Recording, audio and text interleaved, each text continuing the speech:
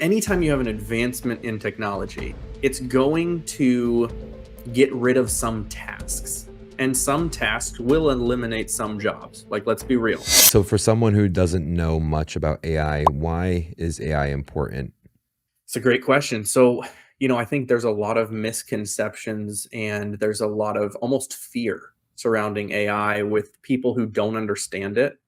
For those of us who understand it more, there's not the confusion and there's not that fear. But for a majority of people and a lot of real estate agents, there is fear that one, is it going to replace my job, right? Or two, I don't know enough about it to be comfortable or even understand what it can do or what's possible. And so for those people, I would just say, look, AI is not going to replace your job. AI is not at the place right now in technology where it can replace a real estate agent. Okay. It's just not. It's not there.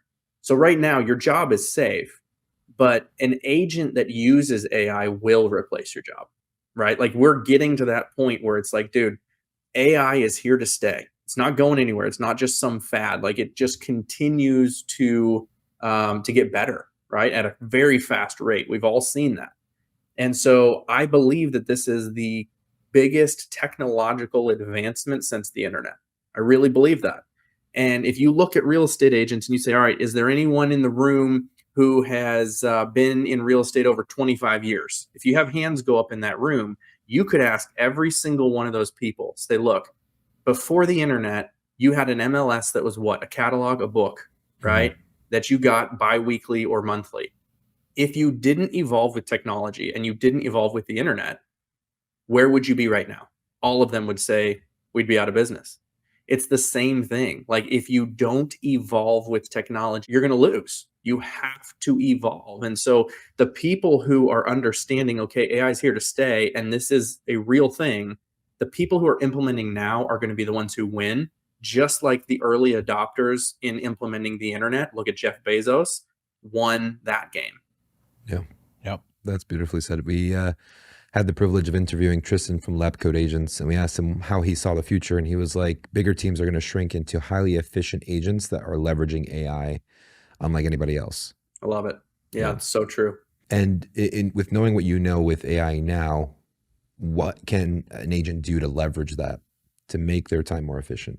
Yeah, you hear a lot of people, they say, well, AI is just going to make everything less human. I would say it's the opposite.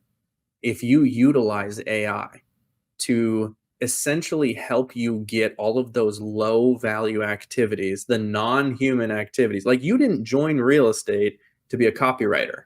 You didn't join real estate to post content on Instagram, right? That's not why you did it. You probably joined real estate because you like helping people. You like the face-to-face interaction and you're good at sales. You're good with people. You're good with relationships. So if you can use AI to leverage yourself, to get you more time, you'll be able to do all of the low value activities, the copywriting, the content creation, all of those things at a much higher speed so that you'll have much more time for the things that matter, the high value activities, the revenue generating activities, the things that are going to move the needle, the face-to-face interaction and the relationship building. So AI will really, if you use it right, make it more of a human thing than it was before because you have more time to be more human. Does that make sense? Yeah, absolutely. It's interesting because a lot of people only know about, when you think about AI, they think of ChatGPT, but there's so much more around that. Yeah. And I hope the team puts this video in. I made a video of John loving on me, saying, oh, I love KIRO. He's the best person in the world, with AI, right? And I was like, yo, this is insane. I literally stole your voice. Yeah, you took a video of me, yep. Give them a little bit more information. You took a video of me saying something else and gave them enough sound clips to replicate my voice. Yeah. So now I'm happy that I mumble and speak fast because no one can replicate my voice. He speaks very well. So it's very easy to copy his voice. So catch. It's scary. It's a yellow silver lining. But with that being said, what are some of the, like from your experience, what are you teaching agents now to utilize in AI specifically? Yeah, let's jump into it because I know you got a lot of exciting stuff to share. For sure. I mean, there's a lot of generic things that agents can do that most agents are already doing. And those are, for an example, creating listing descriptions and property descriptions with, say, ChatGPT. That's kind of a given right now. People are creating social media posts, say Facebook posts, email newsletters.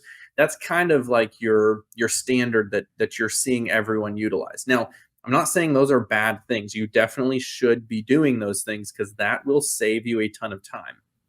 But there are certain things and certain ways that you can use AI, even just ChatGPT, to where it will give you a much better specific result. And it's all about how you ask it, it's all about how you prime it and understanding the differences. So for the person who's like, okay, why is ChatGPT so important? Well, ChatGPT is an LLM, right? It's a large language model. That's what Bard is. That's what Bing is. You've heard of those different models. They all do a similar thing, and that is they have conversational responses, right?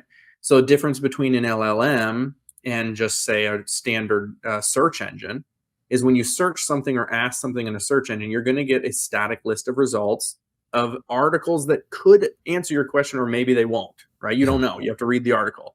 With ChatGPT and these LLMs, you ask a question and you get a conversational response, and you can continue that conversation back and forth, right? Yeah. So if I were to type in who won the Super Bowl in 1995, it's going to tell me the Dallas Cowboys won because they're the greatest team in America. Okay. Last time they won too. I'm just kidding. But if I then follow up with who were the quarterbacks, that's all I say. If I did that in Google, it's going to have no idea what I'm talking about. Right. But ChatGPT is going to say, well, Troy Aikman was the quarterback. And I don't even know who it was for the Steelers. I think it was like Cordell Stewart or something, or I don't know, maybe it was O'Neal. But it's going to say the two quarterbacks from that game because it references everything I've been talking about in that conversation to know, okay, this is what they're talking about.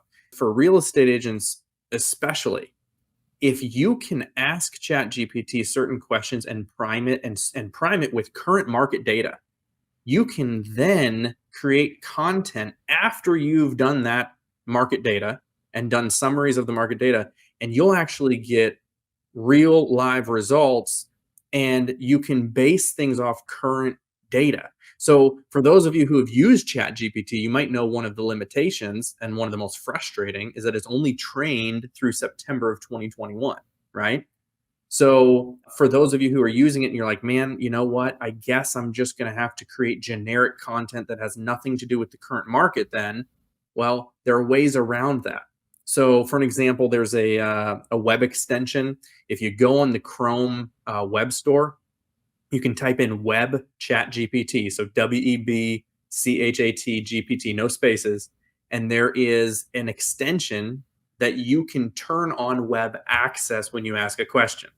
So like if I did it, if I asked a question, who won the Super Bowl in 2022, without web access, ChatGPT won't know. It'll literally tell you, sorry, I'm only trained through September of 2021. Well, I turn that button on, I ask the same question. It says, well, the Rams won, they beat this team, here was the score, this was the date, whatever. So you can do the same thing with real estate data. Turn on web access and say, all right, give me a full market summary for the housing market for this zip code or this market or this city, wherever you are, and include inventory, include the current mortgage interest rates, give me a full summary. It's going to write you a full summary based on today's data because it's using the web to pull that data. Wow. And once it's done that, it has trained itself on this data to where then I could say, okay, now write me a 60-second Instagram reel about the current housing market in Greensboro, North Carolina. Boom, now it's accurate. If you don't do that, it's going to act like it's September of 2021. It's going to be like, man, interest rates are super low. It's going to give you all that inaccurate data. But people don't think outside the box. They're not thinking, oh, well, let me train it first and then do the content. Everyone thinks it's this magic bullet. You put something in and it's going to be 100% perfect. But they have to understand you really have to work with it. Yeah. I like how you said prime it. Prime it first. Yeah. Okay. I'm getting flashbacks. So the proprietor of the studio, his name is Scott, who you were speaking to earlier when we jumped on. He's an absolute nerd as well for AI, and we would chat about different things you could do with ChatGPT and stuff like that. But the web access is so valuable because a lot of people will be limited to what they can do. And it's interesting for the people who say AI will replace human interaction. You have to almost hire people to train you on how to use it. So it's not really going to be a replacement, but it's definitely a tool. I would just say, you know, to kind of piggyback on what you're saying there, you know, anytime you have an advancement in technology, it's going to get rid of some tasks, and some tasks will eliminate some jobs. Like, let's be real. You think about like the advancement in telephone technology. Well, we don't need telephone operators anymore, right? But what advancements in technology do is it creates more tasks that are different, that will require more, you know, more jobs to fulfill those tasks. So the tasks may look different, the jobs may look different, but you know, we might not need a telephone operator now, but we need people who do networking and different things for cell phones, and we didn't have that before. Right. So AI might get rid of some tasks, but it's also going to create more tasks and more jobs as well. Yeah, I look at it in like maybe I'm heartless, but if your job can be replaced by AI, then you probably should bring more value to whoever you work for, right? There you go. Yeah, that's true. If AI is on your ass and you're worried about losing your job to AI, then maybe you should bring more value and you'll never lose your job.